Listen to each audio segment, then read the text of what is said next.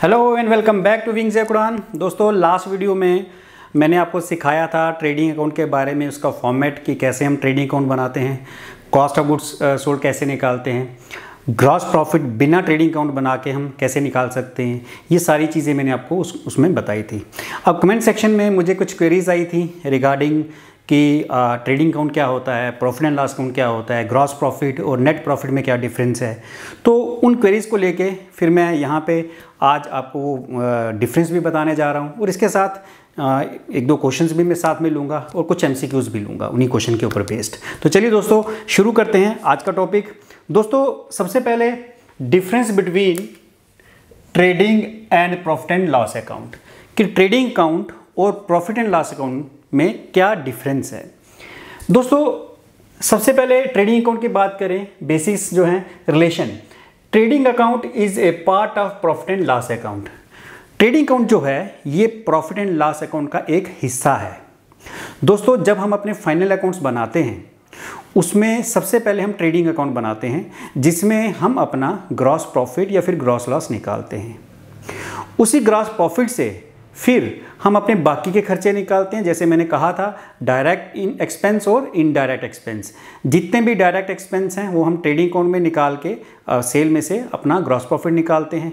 और फिर जब हमारे पास ग्रॉस प्रॉफिट आ जाता है उसमें से जो बाकी बचे हुए खर्चे जिनको हम क्या बोलते हैं, इनडायरेक्ट एक्सपेंस, तो ग्रॉस प्रॉफिट में से हम वो इनडायरेक्ट एक्सपेंस निकालते हैं तो हमारा नेट प्रॉफिट आता है। तो पहला जो डिफरेंस था उसने ये कहा कि जो ट्रेडिंग अकाउंट है ये प्रॉफिट एंड लॉस अकाउंट का ही एक हिस्सा है, क्योंकि जब ट्रेडिंग अकाउंट बनेगा, ट्रेडिंग अकाउंट बनने के बाद ही प्रॉफिट एंड लॉस अकाउंट हम बना सकते हैं, उससे पहले हम प्रॉफिट एंड लॉस अकाउंट नहीं बना सकते। सो trading account is a part of profit and loss account. लेकिन कहता है profit and loss account is the main account. लेकिन जो प्रॉफिट एंड लॉस अकाउंट है ये मेन अकाउंट है। मेन अकाउंट का मतलब दोस्तों इससे है ये है कि हम अपने बिजनेस का जो प्रॉफिट है, जिसे हम एक्चुअल प्रॉफिट कहते हैं, वो हमें पता चलता है प्रॉफिट एंड लॉस अकाउंट में। क्योंकि ट्रेडिंग अकाउंट में तो हमने सिर्फ डायरेक्ट एक्सपेंस निकाले, बाकी बचे हुए एक्सपेंस जो हैं हम प्रॉफिट एंड लॉस अकाउंट में लेते हैं। तो जब हम दोनों तरह के एक्सपेंस ले लेते हैं तो उसके बाद जो प्रॉफिट बचता है उसको नेट प्रॉफिट कहते हैं। So profit and loss account is the main account, क्योंकि अगर हमें किसी कंपनी का प्रॉफिट देखना है तो ग्रॉस प्रॉफिट से नहीं पता चलेगा, वो पता चलेगा नेट प्रॉफिट से। तो मेन अकाउंट हमारे लिए क्या है, प्रॉफिट एंड लॉस अकाउंट, जिससे हमें क्या पता चलेगा, नेट प्रॉफिट के बारे में कि कंपनी ने एक्चुअल में उस साल कितना प्रॉफिट कमाया। सो प्रॉफिट एंड लॉस अकाउंट हमारा क्या है, मेन अकाउंट। अगर आपके सामने ये दो अकाउंट रख दिए जाएं कि ये ट्रेडिंग अकाउंट है, ये प्रॉफिट एंड लॉस अकाउंट है, तो हम मेन किसको मानेंगे, प्रॉफिट एंड लॉस अकाउंट को। क्योंकि इस प्रॉफिट एंड लॉस अकाउंट में सारे ही खर्च, ट्रेडिंग अकाउंट में तो सिर्फ आपके आएंगे डायरेक्ट एक्सपेंस, लेकिन प्रॉफिट एंड लॉस अकाउंट में डायरेक्ट और इनडायरेक्ट दोनों ही आ गए। क्योंकि जब आपने ट्रेडिंग अकाउंट से ग्रॉस प्रॉफिट ले लिया हुआ है, इट मीन्स आपने सारे डायरेक्ट एक्सपेंस खर्चे माइनस कर दिए हैं, और माइनस करने के बाद जो आपका ग्रॉस प्रॉफिट आया है उसमें से जब आप अपने इनडायरेक्ट एक्सपेंस भी माइनस करते हो तो नेट प्रॉफिट आपका तब निकलता है। तो नेट प्रॉफिट का ये मतलब होता है कि ये वो प्रॉफिट है जिसमें से हमने डायरेक्ट और इनडायरेक्ट दोनों तरह के एक्सपेंस को डिडक्ट या माइनस कर दिया हुआ है। सो हमारा मेन अकाउंट कौन सा होता है, प्रॉफिट एंड लॉस अकाउंट। चलिए दोस्तों दूसरा डिफरेंस समझते हैं, नेचर। ग्रॉस प्रॉफिट और gross loss is ascertain from trading account. अच्छा, ट्रेडिंग अकाउंट में हमें क्या पता चलता है, लास्ट वीडियो में बताया था कि हम ट्रेडिंग अकाउंट में कैसे ग्रॉस प्रॉफिट या फिर ग्रॉस लॉस निकाल सकते हैं। तो ट्रेडिंग अकाउंट का सिंपल हमें इसलिए बनाया जाता है कि हम देख सकें हमारा ग्रॉस प्रॉफिट या फिर ग्रॉस लॉस कितना हुआ। लेकिन profit and loss account is prepare to ascertain the net profit और net loss of the business. Profit and loss account क्यों बनाया जाता है, हम बिजनेस का नेट प्रॉफिट या नेट लॉस देखने के लिए कि एक्चुअल में टोटल में सारे खर्चे निकालने के बाद डायरेक्ट और इनडायरेक्ट हमें कितना प्रॉफिट या फिर कितना लॉस हुआ, उसके लिए हम क्या बनाते हैं, प्रॉफिट एंड लॉस अकाउंट। चलिए दोस्तों, next is transfer of balance. Balance of trading account is transfer to profit and loss account. दोस्तों, balance of trading account, balance किसे कहते हैं, जो भी हमने ग्रॉस प्रॉफिट या फिर ग्रॉस लॉस निकाला। तो मैंने कहा कि हम अपना नेट प्रॉफिट कैसे निकालेंगे, जो भी हमारा ग्रॉस प्रॉफिट आया उसमें से हम बाकी के बचे हुए खर्चे जिनको हम क्या बोलते हैं, इनडायरेक्ट एक्सपेंस, जब वो माइनस करते हैं तब नेट प्रॉफिट आता है। तो हमारा जो ग्रॉस प्रॉफिट है इसको हम कहाँ ट्रांसफर करते हैं, फिर प्रॉफिट एंड लॉस अकाउंट में, जहाँ हम बाकी के खर्चे निकालते हैं। तो कहने का मतलब कि balance of trading account is transfer to profit loss account. जो भी ट्रेडिंग अकाउंट का आपका बैलेंस है, चाहे वो ग्रॉस प्रॉफिट है चाहे लॉस है, उसको हम कहाँ ट्रांसफर करेंगे, प्रॉफिट एंड लॉस अकाउंट में, जिससे कि हम बाकी के खर्चे भी निकालेंगे इनडायरेक्ट एक्सपेंस और हमें पता चलेगा कितना नेट प्रॉफिट या फिर नेट लॉस हुआ। तो ट्रेडिंग अकाउंट का बैलेंस हम कहाँ ट्रांसफर करेंगे? प्रॉफिट एंड लॉस अकाउंट में। इसके ऊपर भी एक एमसीक्यूज आ सकता है कि ट्रेडिंग अकाउंट का बैलेंस जो है वो कहाँ ट्रांसफर होता है, प्रॉफिट एंड लॉस अकाउंट में, बैलेंस शीट में, बोथ या नन ऑफ दिस, इस तरह से एमसीक्यूज आ सकता है। आगे कहता है ट्रेडिंग अकाउंट का ट्रांसफर हुआ प्रॉफिट एंड लॉस अकाउंट में, balance of the profit and loss account, जो प्रॉफिट एंड लॉस अकाउंट का बैलेंस है is transfer to capital account of the proprietor. जो प्रॉफिट एंड लॉस अकाउंट है उसका जो बैलेंस मतलब नेट प्रॉफिट या नेट लॉस, वो कहाँ ट्रांसफर होता है? वो कैपिटल अकाउंट में।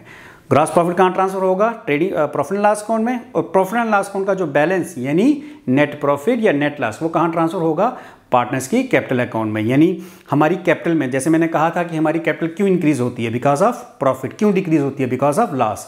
तो ये जो नेट प्रॉफिट है हमारी कैपिटल में चला जाएगा। अगर प्रॉफिट है तो कैपिटल में हम ऐड कर लेंगे और लॉस है तो कैपिटल में से माइनस कर लेंगे। तो नेट प्रॉफिट जो हमारा निकला प्रॉफिट एंड लॉस अकाउंट में, वो हमने कहाँ ट्रांसफर किया? अपनी कैपिटल अकाउंट में। वो आप बैलेंस शीट में सीखोगे आगे। चलिए दोस्तों, इसमें कौन कौन से आइटम हम शो करते हैं?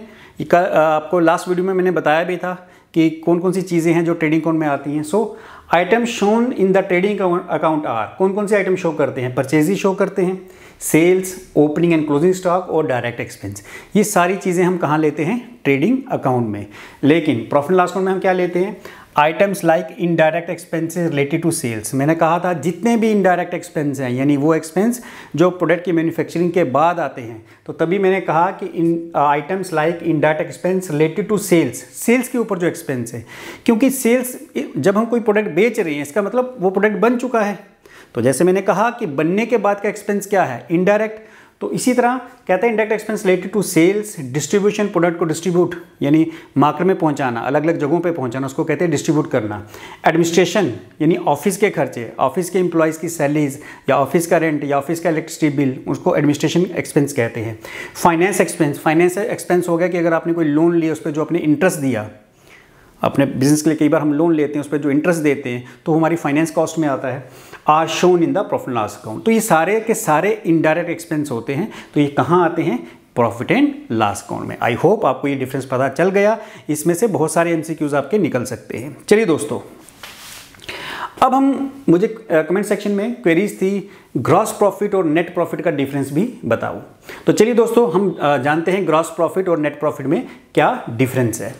सबसे पहले दोस्तों, gross profit is equal to sales minus cost of goods sold. आपको याद होगा मैंने लास्ट वीडियो में आपको बताया था कि कॉस्ट ऑफ गुड्स सोल्ड कैसे निकालते हैं। अगर किसी ने वो वीडियो नहीं देखा तो पहले वो देख लो कि कॉस्ट ऑफ गुड्स सोल्ड कैसे निकालते हैं। कॉस्ट ऑफ गुड्स सोल्ड का मतलब क्या बताया था कि किसी प्रोडक्ट की बनने में, उसको बनाने में जो टोटल कॉस्ट आई है उसको बोलते हैं कॉस्ट ऑफ गुड्स सोल्ड।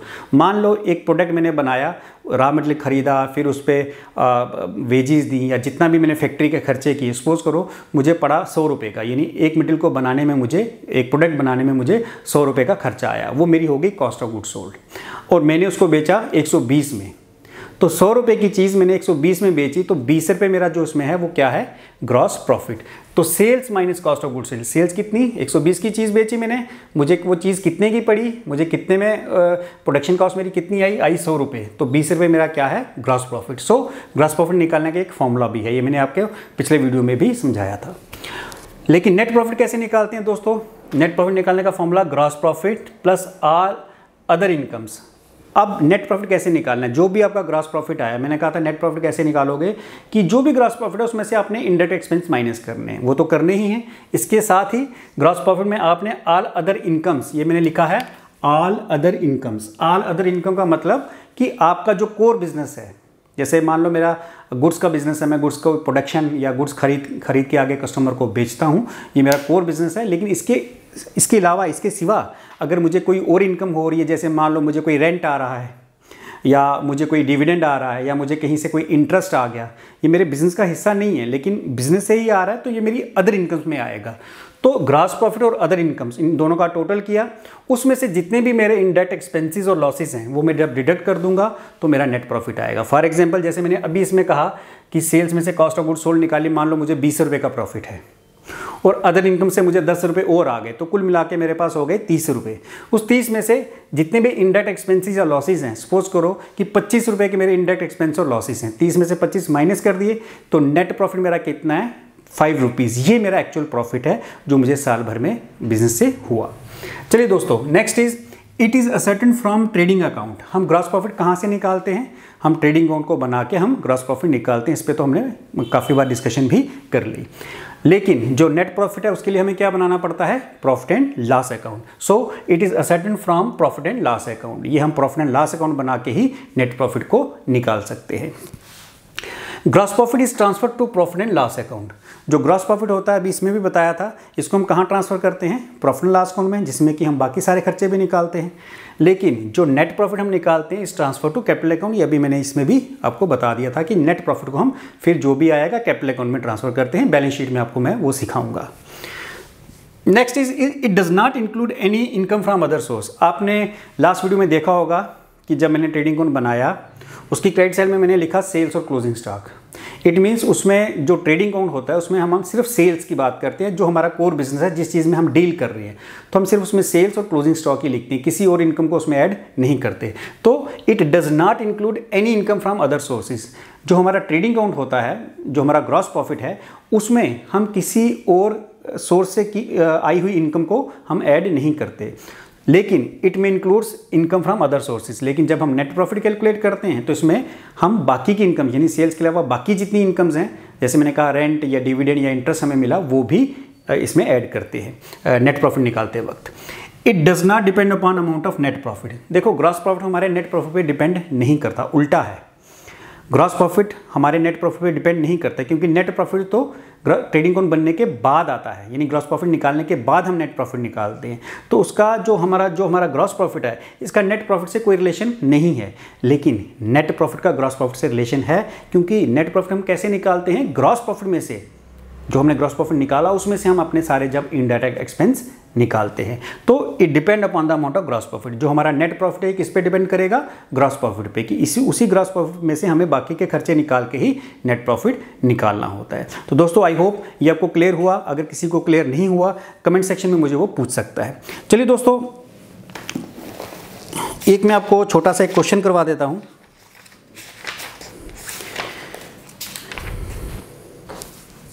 इसका स्क्रीनशॉट लेना चाहते हैं तो आप प्लीज़ लीजिए।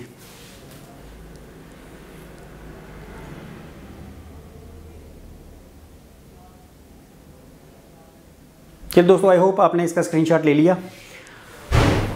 अब मैं इसका एक आपको क्वेश्चन करके दिखाता हूं ट्रेडिंग अकाउंट का।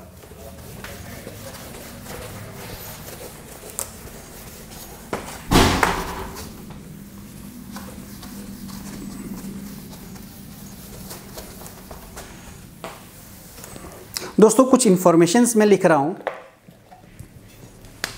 क्वेश्चन है कैलकुलेट ग्रॉस प्रॉफिट। हमें कुछ इंफॉर्मेशन दी गई हैं, जैसे ओपनिंग स्टॉक दिया गया है। ओपनिंग स्टॉक दोस्तों वो है 25,000 का। उसके बाद फ्रेट दी है, फ्रेट ये है 10,000 की। उसके बाद सेल्स दी हैं हमें, सेल्स हैं 1,90,000 की। उसके बाद परचेजेस दी हैं, गुड्स परचेज्ड वो हमें दी हैं 1,40,000 की। इसके साथ packing expense on sales, packing expense on sales, sale के ऊपर पैकिंग एक्सपेंस हैं वो हैं 6,000 के। ये इन्फॉर्मेशन है और हमें कहा है कि ग्रॉस प्रॉफिट कैलकुलेट करके दिखाना है। चलिए दोस्तों, इसके लिए हम बनाएंगे एक ट्रेडिंग अकाउंट। तो दोस्तों फॉर्मेट मैंने आपको लास्ट वीडियो में सिखा दिया था, आई होप आपको आता होगा, वो पता है आपको। पर्टिकुलर्स यहाँ पे, फिर यहाँ पे अमाउंट, ये डेबिट साइड हो गई, फिर पर्टिकुलर्स और अमाउंट।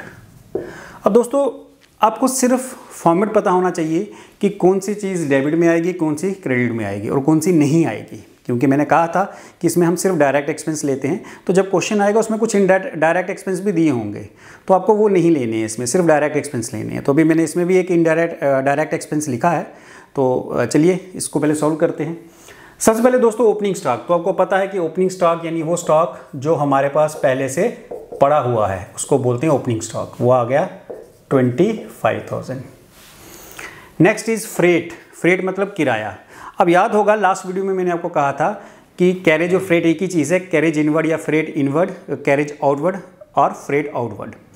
कैरेज इनवर्ड या फ्रेट इनवर्ड का मतलब होता है रॉ मटेरियल को फैक्ट्री तक पहुंचाना, क्योंकि मैंने कहा था डायरेक्ट एक्सपेंस। तो इनवर्ड का मतलब हो गया कि आपने जो रॉ मटेरियल खरीदा उसको फैक्ट्री तक पहुंचाने में जो आपका किराया लगा, चाहे ट्रक से लाया आपने माल या आपने ट्रेन से लाया, वो जो किराया लगा उसको इनवर्ड बोलते हैं, कैरेज इनवर्ड या फ्रेट इनवर्ड। और जब प्रोडक्ट बन गया उसको मार्केट में पहुंचाना तो उसको बोलते हैं कैरेज आउटवर्ड। तो जो कैरेज आउटवर्ड या फ्रेट आउटवर्ड है वो प्रोडक्ट के बनने के बाद का खर्च है, तो वो इसमें नहीं आएगा। अब यहाँ पे लिखा गया है सिंपल फ्रेट, इसमें ये नहीं लिखा इनवर्ड या आउटवर्ड। तो याद रखो अगर सिंपल फ्रेट या सिंपल कैरेज भी लिखा है तब भी उसका यही मतलब है कि वो कैरेज इनवर्ड या फ्रेट इनवर्ड है, मतलब वो डायरेक्ट एक्सपेंस है, तो हम इसको यहाँ लेंगे। अभी फिलहाल मैं इसको छोड़ रहा हूँ। सबसे पहले ले लें goods purchase, to goods purchase, यानी ये हमारी क्या है परचेजेस। तो दोस्तों कितने की परचेजेस की हमने 1,40,000 की परचेज। उसके बाद फ्रेट, परचेज के नीचे फ्रेट लिखो आप, फ्रेट कितना है दोस्तों 10,000। उसके बाद दोस्तों सेल्स, आपको सेल्स यहाँ डालनी है, मैंने कहा था जो भी इनकम्स हैं क्रेडिट साइड में आती हैं, 1,90,000 की सेल है। उसके बाद पैकिंग एक्सपेंस ऑन सेल, दोस्तों ये पैकिंग एक्सपेंस जो हैं ये किसके ऊपर है, आप देखो सेल के ऊपर। तो याद रखो सेल के ऊपर कोई भी खर्चा है, इसका मतलब हम प्रोडक्ट बेच रहे हैं, बेच तभी रहे हैं जब प्रोडक्ट बन चुका है, तो प्रोडक्ट के बनने के बाद का खर्च है, ये हम नहीं लेंगे। या इन शॉर्ट ये याद रखो कि सेल के ऊपर कोई भी एक्सपेंस जो होगा वो इनडायरेक्ट है, और परचेज के ऊपर जो हमने गुड्स परचेज की इसके ऊपर कोई भी खर्चा आएगा, फॉर एग्जांपल जैसे कैरेज वगैरह या कोई भी खर्चा आया वो डायरेक्ट है। सेल के ऊपर खर्चा इनडायरेक्ट और परचेज के ऊपर वाला क्या है डायरेक्ट। तो ये यहाँ पे नहीं आएगा क्योंकि ये सेल का एक्सपेंस है और ये इनडायरेक्ट है, ये प्रॉफिट एंड लॉस अकाउंट में जाएंगे। साथ ही इसके एक क्लोजिंग स्टॉक है दोस्तों, लिखना भूल गया हूँ मैं, क्लोजिंग स्टॉक भी है इसमें 30,000 का। तो दोस्तों क्लोजिंग स्टॉक भी आपको पता है जो स्टॉक हमारे पास साल के एंड में बच जाता है उसको क्लोजिंग स्टॉक कहते हैं 30,000। अब करना क्या था, मैंने क्या कहा था, जब आपने सारी इन्फॉर्मेशन यहाँ पे डाल दी, अब आपने देखना है साइड कौन सी बड़ी है, ये वाली या ये वाली। तो क्लियरली ये साइड बड़ी दिख रही है, मैं इस साइड का पहले टोटल कर लूँगा। 1,90,000 और 30 2,20,000 ये टोटल है। तो दोस्तों 2,20,000 ये वाली साइड आ गई क्रेडिट साइड। डेबिट साइड का टोटल 140 और 25 165 और 175, इस साइड का टोटल है 175। तो 0 0 0 45,000। तो दोस्तों ये मेरा जो है 45,000 ये मेरा क्या है ग्रॉस प्रॉफिट कैरिड डाउन 45,000। तो आई होप आपको समझ आ गया ये 45,000 कहाँ से आया। हमने क्या किया, इन दोनों का टोटल किया, इसको यहाँ लिखा 2,20,000 और फिर ये सारा यहाँ से लेके यहाँ तक, सॉरी ग्रॉस प्रॉफिट नहीं यहाँ तक, ये तीनों का टोटल वो है 1,75,000। तो टोटल जो मेरी इनकम साइड है उसमें से मैंने अपने खर्चे निकाले तो मेरे पास कितना आया 45,000, ये मेरा क्या बना ग्रॉस प्रॉफिट। तो दोस्तों कल मैंने आपको बताया था कॉस्ट ऑफ गुड्स सोल्ड के बारे में, ये फॉर्मूले भी सीख लो क्योंकि इससे रिलेटेड भी एमसीक्यूज आएंगे। कॉस्ट ऑफ गुड्स सोल्ड का फॉर्मूला क्या था, opening stock plus purchases plus direct expense minus closing stock. एक और तरीके से मैं बता रहा हूँ ग्रॉस प्रॉफिट हम कैसे निकाल सकते हैं। तो दोस्तों ओपनिंग स्टॉक हमारा कितना है 25,000 प्लस परचेजेस हमारी कितनी है 1,40,000 प्लस हमारे पास डायरेक्ट एक्सपेंस, फ्रेट हमारा डायरेक्ट एक्सपेंस है, ये भी ले लेंगे 10,000 माइनस क्या कहा मैंने क्लोजिंग स्टॉक कितना है 30,000। अब आप इसको कैलकुलेट कर लो दोस्तों ज़रा, अगर मैं इसको कैलकुलेट करूं ये 165 175 175 माइनस 30 तो 1,40,05,000। ये आपकी क्या है दोस्तों, ये है कॉस्ट ऑफ गुड्स सोल्ड। मतलब सिंपल लैंग्वेज में कि जो आपने गुड्स बेची हैं उसकी कॉस्ट यानी उस पर आपका कितना खर्चा हुआ, कितना आपने उसकी मैन्युफैक्चरिंग या प्रोडक्शन कॉस्ट आपके लिए आई। तो आपने जो गुड्स बेची उसकी ये कॉस्ट ऑफ प्रोडक्शन है, यानी उसको खर्चा कितना आया था उन गुड्स को बनाने का, वो आया था 1,45,000। तो दोस्तों अब देखो, मैंने कहा था ये कॉस्ट ऑफ गुड्स सोल्ड आ गई। एक तो ग्रॉस प्रॉफिट हमने ऐसे निकाला अकाउंट बना के, दूसरा हम ऐसे भी निकाल सकते हैं ग्रॉस प्रॉफिट। कैसे निकालोगे? अगर मैं सेल में से माइनस कर दूं अपनी कॉस्ट, सिंपल है ना कि मेरी कॉस्ट 1,45,000 है, अब इसको मैं 155 में बेचूं, 150 में बेचूं, तो बाकी जो बचेगा मेरा प्रॉफिट होगा, जितना इसके ऊपर का जो अमाउंट होगा। तो देखिए अब हमने कितने में बेची थी? 1,90,000 में। 1,45,000 की चीज़ मैंने 1,90,000 में बेची, तो मुझे प्रॉफिट कितना हुआ? तो सेल में से मैं अपनी कॉस्ट निकाल रहा हूँ, तो आप देख लो कि तब भी आपका आंसर यही आएगा। ग्रॉस प्रॉफिट कितना है? 45, यहाँ पे भी 45। तो ये मैं इसलिए आपको सिखा रहा हूँ कॉस्ट ऑफ गुड्स सोल्ड निकालना या ग्रॉस प्रॉफिट, कि कई बार आपको इस तरह से भी फॉर्मूले में भी पूछ सकते हैं एमसीक्यू कि कॉस्ट ऑफ गुड्स सोल्ड का क्या फॉर्मूला होगा। तो आपको 3-4 अलग अलग दे देंगे, आपको पता होना चाहिए कि उसका एक्चुअल फॉर्मूला क्या, आप उस पर टिक करोगे। या ग्रॉस प्रॉफिट निकालने का क्या फॉर्मूला होगा, उसमें भी आपको 4 ऑप्शन दे देंगे। आपको पता है कि sales minus cost of goods sold is equal to gross profit, तो आप उस पर टिक करोगे। तो इस तरह से आपके जो एमसीक्यूज हैं वो आ सकते हैं। चलिए दोस्तों, अब देखो, जैसे मैं एक एमसीक्यू आपको करवा रहा हूँ, एक एग्जाम्पल के तौर पर करवा रहा हूँ कि किस तरह का एमसीक्यू हो सकता है।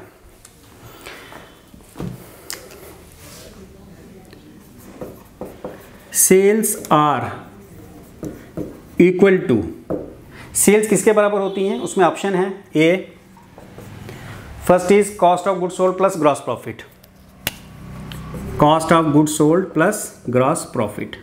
बी ऑप्शन दोस्तों, cost of goods sold minus gross profit.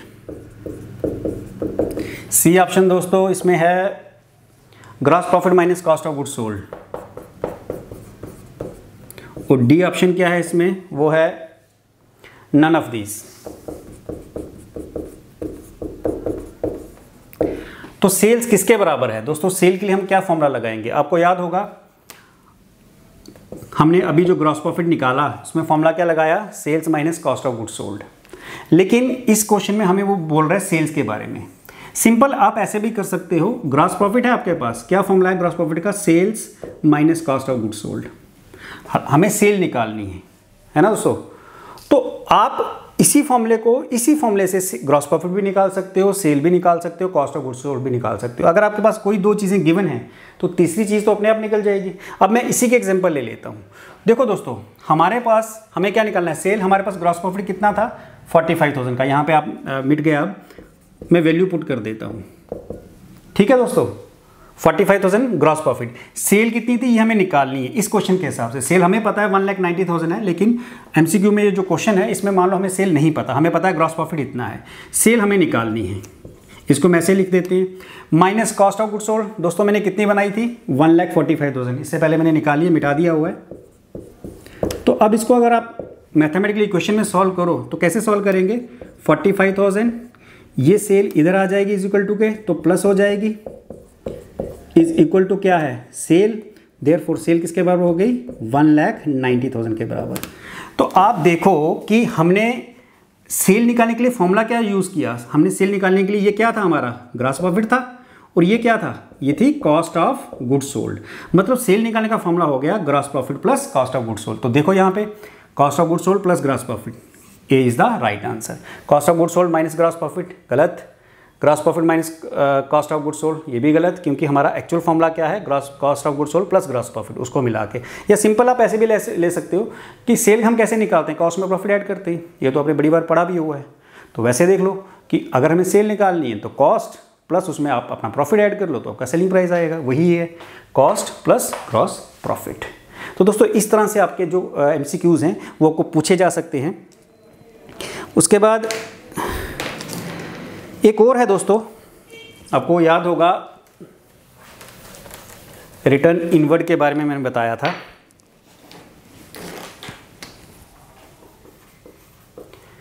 Return inward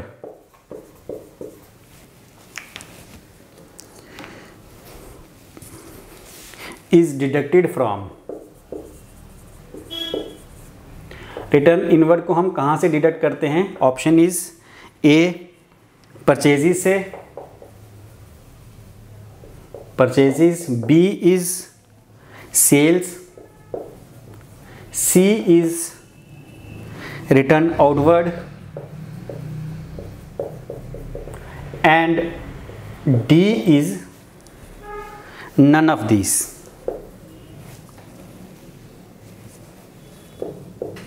none of this. दोस्तों रिटर्न इनवर्ड याद होगा आपको, मैंने बताया था रिटर्न इनवर्ड का मतलब क्या है। रिटर्न इनवर्ड मतलब सेल्स रिटर्न।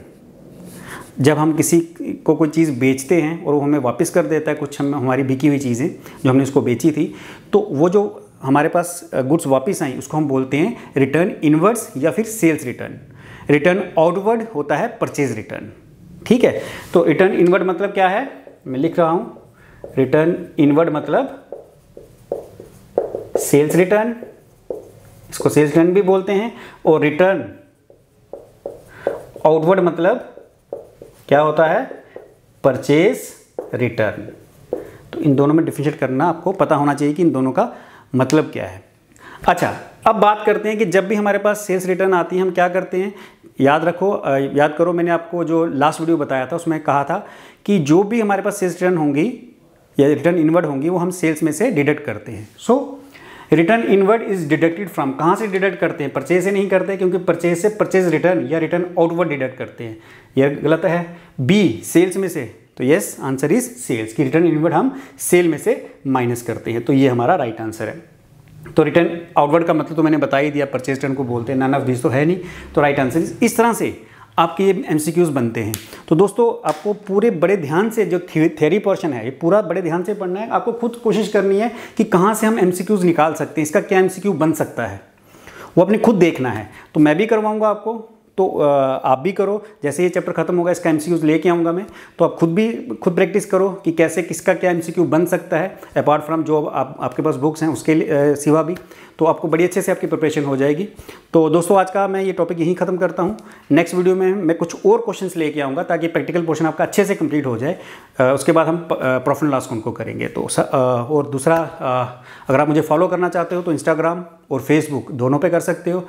उसके साथ ही मेरा जो व्हाट्सएप नंबर है वो भी दिया है, उसमें आप क्वेरीज़ नहीं पूछोगे, क्वेरीज़ आप कमेंट सेक्शन में ही डालो। इसके सिवा अगर आप कुछ और पूछना चाहते हो तो वो आप मुझे व्हाट्सएप पे मैसेज कर सकते हो। थैंक यू दोस्तों, थैंक यू वेरी मच।